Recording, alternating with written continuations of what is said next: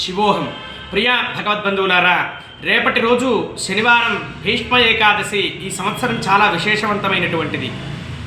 అనేక విధములైనటువంటి అనుభవాల చేత ప్రాప్తించినటువంటి జ్ఞానంతో సాక్షాత్తు కృష్ణ పరమాత్మ బోధించినటువంటి ధర్మములను వివరంగా లోకానికి విష్ణు సహస్రనామ రూపంలో అందించినటువంటి పితామహుడు భీష్మ పితామహుడు తాను తండ్రికి ఇచ్చినటువంటి మాటకు కట్టుబడి అనేక విధములైనటువంటి కురువంశ సంరక్షణలో జరిగినటువంటి లోపభూయిష్టమైనటువంటి కొన్ని అధర్మమైనటువంటి కార్యాలను కూడా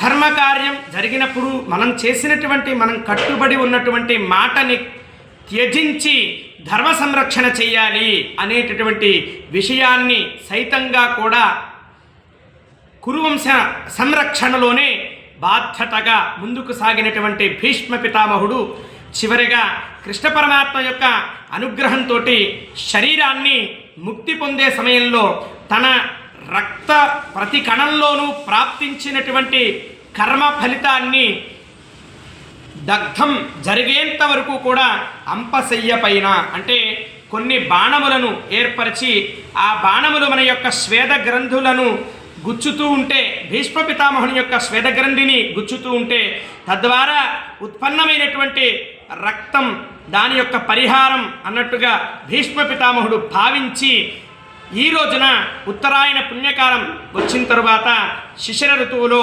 మాఘమాసంలో ఏకాదశి రోజున విష్ణు ఐక్యం పొందాడు అని మనకి మహాభారతం చెప్తూ ఉంది.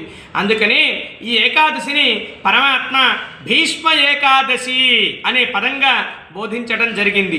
భీష్మ ఏకాదశి రోజున స్వధర్మాన్ని ఆచరించడం చాలా యుక్తమైనటువంటిది.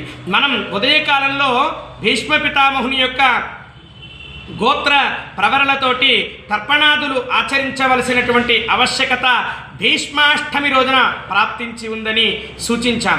అలాగే రేపటి రోజు కూడా అష్టమి రోజున చేయలేకపోయినటువంటి వారు ఎవరైనా ఉంటే మనం సూచించినటువంటి శ్లోకాలతోటి భీష్మ ఏకాదశి విశేషంగా తర్పణ గావించి భీష్మ పితామహునికి తర్పణం చేయటం వల్ల ఒక సంవత్సర ప్రాయశ్చిత్త కాలం పాతకాన్ని నశింప చేసుకోవచ్చని మీ అందరికీ కూడా సూచిస్తూ శివోహం. భీష్మాష్టమి రోజున తర్పణ చేయడం చాలా విశేషవంతమైనటువంటిది.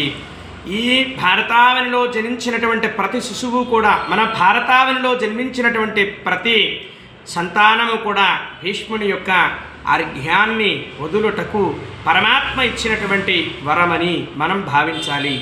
అందుకు ఆ శ్లోకాలు ఏ విధంగా ఉన్నాయి? వైఘ్రపాదగోత్రం శాంకృతి ప్రవరం గంగాపుత్రవర్మాణం తర్పయామి అంటూ ఒకసారి వైఘ్రపాదగోత్రం శాంకృతి ప్రవరం భీష్మవర్మాణం తర్పయామి అని రెండోసారి వైఘ్రపాదగోత్రం శాంకృతిం ప్రవరం పుత్రవర్మాణం తర్పయామి అని 3 సార్లు తర్పణ గావించాలి. తర్వాత భీష్మ శాంతనవో వీర సత్యవాది జితేంద్రియ అభిరద్భిర్వాప్నోతి పుత్ర పౌత్రోచితాంక్రియాం అని దోషలతోటి నీటిని పట్టుకొని ఆ యొక్క భీష్మ పితామహునికి ఉదయకాలంలో లేవగానే ఈ విధంగా అర్ఘ్యాన్ని చేయడం వల్ల భీష్మునికి మనం ఇచ్చినటువంటి అర్ఘ్యం యొక్క తృప్తి కలిగి పితృవుల యొక్క శాంతి కలుగుతుందని, పితృదోషాలు నివారిస్తాయని ఈ యొక్క శ్లోకంగా మనం తెలుసుకోవచ్చు. భీష్మ పితామహుని యొక్క జీవిత గాథ మనకెంతో ఉదాహరణీయమైనటువంటిది అని సూచిస్తూ స్వధర్మాన్ని తప్పక ఆచరిద్దాం. శివో